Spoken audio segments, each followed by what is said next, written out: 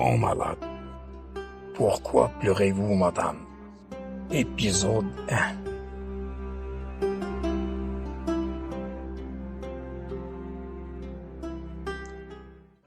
Certains amis et proches me conseillent souvent d'écrire mes mémoires concernant mes nombreuses hospitalisations, dont 2 en France, en tant que grand malade, selon les médecins.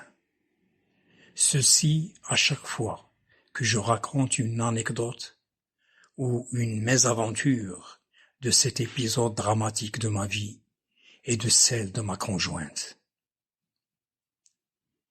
Il s'agit en fait d'une artériopathie sévère des membres inférieurs, qui s'était soldée par l'amputation de mes 2 jambes, suivie d'une fibrose rétropéritonéale, maladie rare qui se manifeste par l'obstruction des voies urinaires.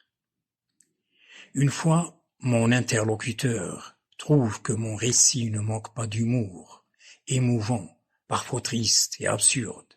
Il me demande « Pourquoi n'écris-tu pas cela ?» et le publier. Et j'ai longtemps hésité avant de prendre la décision de relater dans son ensemble cette tranche saignante de mon existence. D'autant plus que le cœur n'y était pas, et je n'étais nullement au bout de mes tribulations. Par ailleurs, mon cœur d'artiste parle un autre langage, différent, même en déchirant ma toile et en brisant mes pinceaux. Au début de cette longue épreuve, j'étais réduit à mes souffrances. Mes horribles douleurs n'étaient qu'à moi seul. J'étais totalement englouti dans un gouffre effrayant de noir et de désespoir. La mort était devenue mon désir, mon salut, afin d'échapper au calvaire des vilains supplices de la maladie.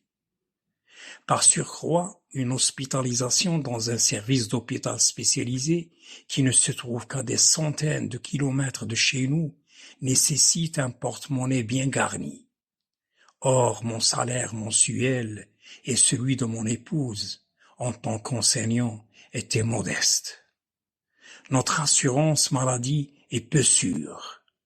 Notre système de santé est défaillant, bien que beaucoup d'amis, de collègues du travail, des proches, des voisins et autres bienfaiteurs fussent solidaires de nous, chacun à sa façon, durant ces moments difficiles. Ce n'était pas suffisant de couvrir tous nos dépenses. Gagner un lit d'hôpital après avoir franchi maints obstacles n'est pas la fin d'une histoire malheureuse, mais le début d'une autre histoire sans fin, avec une forte chance de périr en chemin, ou se consumer à petit feu sous le joug de nouvelles contraintes, de nouvelles situations, fertiles en péripéties. Dans un climat où l'abus de faiblesse, le clientélisme, les exactions harmonisent une symphonie macabre. Mon épouse était ma seule lumière au milieu de cette obscurité sinistre. Grâce à son courage, ses sacrifices, sa ténacité, sa volonté persévérante, son caractère contestataire, son endurance et sa clairvoyance, elle avait réussi à me maintenir en vie, au mépris de sa fragilité physique et sentimentale. À mon avis, ce fut comme faire passer un chameau par le chat d'une aiguille et le garder vivant. Et elle avait pu me garder vivant, avec seulement 2 jambes en moins, et d'autres petits dégâts négligeables, au point qu'un ami l'a surnommé Aïcha l'impossible. Ma première hospitalisation au service de la chirurgie vasculaire au CHU de Rabat était pour nous deux, Aïcha et moi, aussi bien une providence qu'un cauchemar. Des malades hurlaient de douleur. On dirait des cris de blessés, suite à un bombardement militaire, ou un violent séisme. D'autres, fatigués et abattus, émettaient des gémissements étouffés, à peine audibles, et puis les silencieux, qui subissaient leur malheur avec une fermeté d'âme stoïcienne.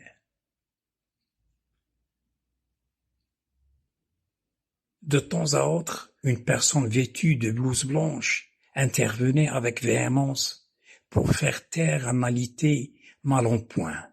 Ici, la blouse blanche ne fait pas le professionnel de santé, qui agit en son âme et conscience. Parmi tout ce monde en détresse, 2 pauvres moribonds avaient laissé à mes souvenances désagréables une trace indélébile de leur dernier moment de souffrance avant de s'éteindre.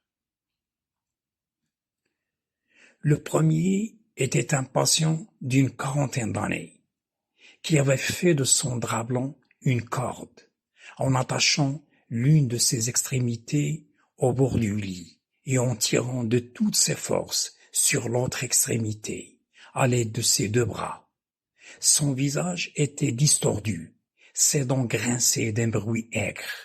Il était totalement figé dans ce comportement restreint, comme s'il cherchait à distendre sa douleur, à l'étirer pour la rendre plus mince, plus clémente et de peu d'importance.